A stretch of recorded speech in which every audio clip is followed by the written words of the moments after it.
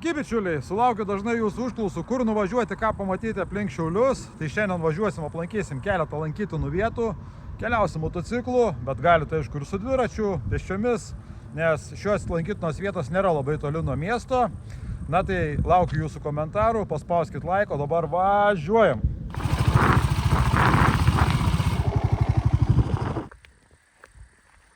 Na štai, pasiekime pirmą lankytiną vietą iš sąrašėlio. Tai randuosi dabar prie Palendrių vienuolyno, tai čia nelabai toli Kelmė yra. Šitoje vietoje esu buvęs, tai yra apleista bažnyčia, kurią kunigas pasistatė savo, kiek esu girdėjęs kažkas panašaus. Eisim, surasim istoriją, paskaitysim, papasakosiu daugiau. Niekada kiek lankiausi labai nebuvau įsigilinęs, bet šį kartą, manau, pasigilinsime kartu daugiau. Tai eisim, apžiūrėsim, pakelsim droną, na ir važiuosim tada lankyti kitų lankytinų vietų. Na, pati architektūra bažnyčios labai primena westernus, kai būna Meksikoje, rodo ten bažnyčios. Tikrai įspūdingai atrodo, bandysim pažvelgti, gal ir vidun, kažkada buvo įmanoma pasižiūrėti, kas viduj. O štai yra kažkokia lentelė, tikriausiai istorija bus parašyta. Ir kaip ir kapavietė ar paminklas čia, tik tai gal. Tai kaip matot, istorija tokia. Kunigas Kazimieras Ambrozaitis išvyko Amerikon neturtingas būdamas. Ten pradirbęs 30 metų grįžo Lietuvon ir pasistatė savo paminklą bažnyčiai. Na štai tokia šios bažnyčios ir istorija. Einam, apeisim aplinkui, apsidairysim.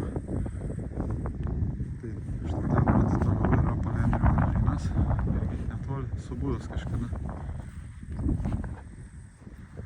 Žiūrėkim ir kelsim su dronu į viršų. Einam dabar apeisim aplinkui. Tai aplink Šiaulius, link Kelmė, čia šituose visuose pusėse tikrai yra daug lankytinų vietų. Ir parašykite, jeigu norit pamatyti daugiau tokio turinio video. Tikrai galiu pasidalinti, galim paeksplorinti kažkur tais. Manau, ir jums bus įdomu. Pabandykim pažvelgti, kas per tarpą. Bandysiu kišti patį telefoną.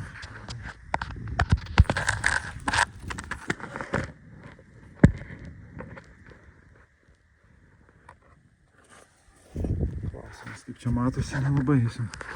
Aplinkui žiūrėsim, gal kažką geresnio rasim. Vieną kartą, kai buvau, langas buvo kažkur tais. Galmėjau palipėti ir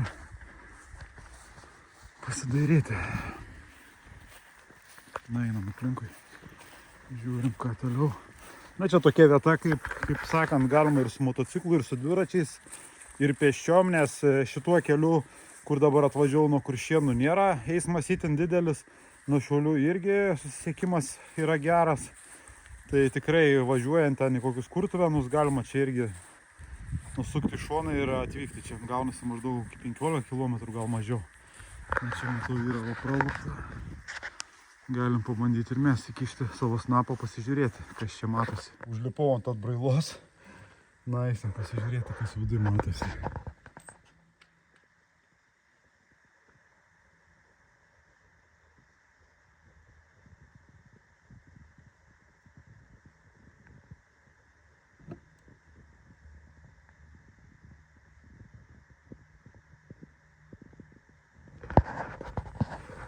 Na, jau kažkiek žvilgtelti į vidų, kaip matot.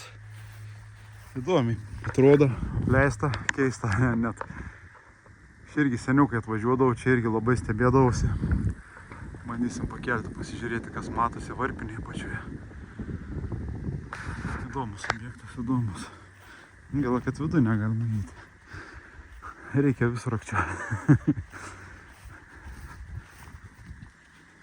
Įdomu irgi būtų. Pažiūrėti, kas vidų. Duris, kaip matot, užrakintos. Greičiausiai užkalta yra.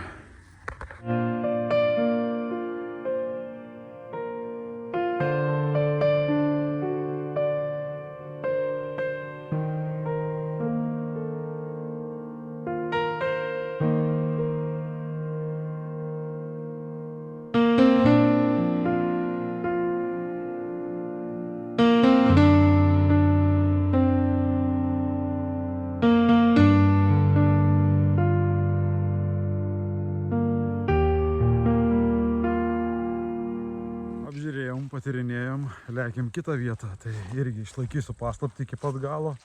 Patys pamatysit, kai atvyksim. Na, važiuojam. Esame lankytinoje vietoje numeris 2. Tai motociklą pasistačiau štai čia. Einam apsidarysim. Esame prie Beržionų dvaro. Na, dvaro istorija įdomi, tai tuoj papasakosiu šiek tiek istorijos. Būtų galima kaip ir čia motociklą pasistatyti, atvažiuoti, bet ten priekyje šlagbaumas yra, tai pasirinkau kitokį kelią. Na, aplink dvarą yra išlikę tikrai labai daug visokių pastatų. Tai ten toj pusėje ir čia ir ten didelis sodas yra, tai eisim apsižiūrėsim patį sodą, visą parką. O istorija tokia, kad labai daug šitas dvaras turėjo savininkų. Per Antrą pasaulinį karą buvo apgriautas, po to atstatytas, na ir dabar privatizuotas yra. Ir kažkam priklauso. Tai čia irgi kažkoks, matot, pastatas. Galim prieiti šarčiau pasižiūrėti. Tikriausiai buvo paverstas į dirbtuves.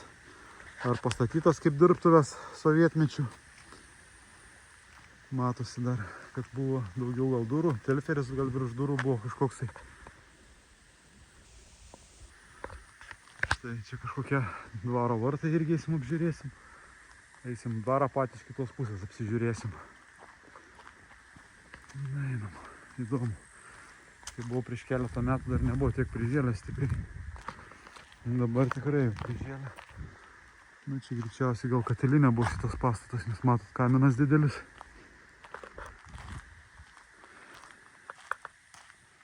Na, štai vartai įspūdingi, išlikę. Senokai buvau. Teritorija tikrai yra nemaža, viduje nesu buvęs. Būtų įdomu sužinoti, kam priklauso. Ir įeiti paeksplorinti tokią vietą. Galai susimokėčiau netgi. Na, einam iš kitos pusės. Įdomu. Sutyrinėjęs ir visą patį parką šitą. Teritorija tikrai ne iš mažųjų. Pasikelsim, aišku, droną, pasižiūrėsim, kaip atrodo pats pastatas iš aukščiau. Tai, manau, bus įdomu. Na, mūsų teritorijai čia aplink mano namus yra tų lankytinų tokių vietų, kurios yra užsislėpusios, mažiau žinomas. Na, štai jau, artėjam dvaro bokštas. Per tarpelį matau kopėčias. Ne kopėčias, o laiptų fragmentą kažkokį. Tuoj palaukit, pritrauksiu. Nelabai išsižiūri. Na, pats dvaras, kaip matot, stogas tikriausiai pačio bokšto yra sugriuvęs. Čia buvo prieš keletą metų tokie pagaliai kišoje. Gal pradėjo kažką remontuoti. Nežinau, pasižiūrėsim, kaip atrodo pats pastatas. Na, išsilaikęs tikrai nėra, kad būtų kažkas labai blogai. Stogas, kaip matot, pakeistas. Konservuota, kaip sakant.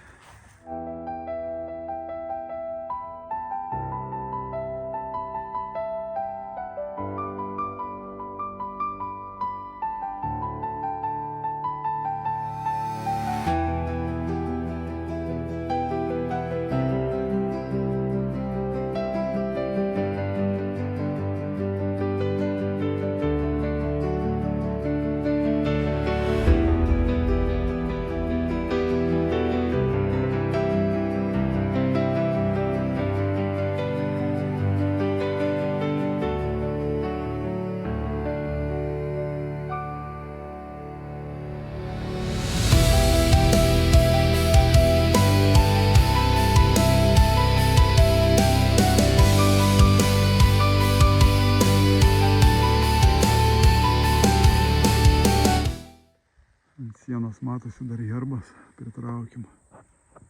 Žvaigždė, mėnulis. Matot. Na, su dronu matėsi, kad stogas nesugriuvęs, ten tokia užlipimo ant stogo anga buvo viršuje. Tokia įdomi vieta su savita energija. Vitražų irgi nedaug, kaip matot, išlikė jau. Bet yra kur pasižiūrėti, paganyti akis. Aišku, restauruota po Antro pasaulinio, jau čia to autentiškumo, kaip sakant, pirminio tikrai daug nėra išlikę. Galim prieiti arčiau pasižiūrėti.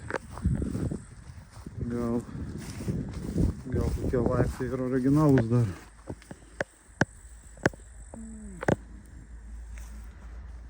Skaldyti.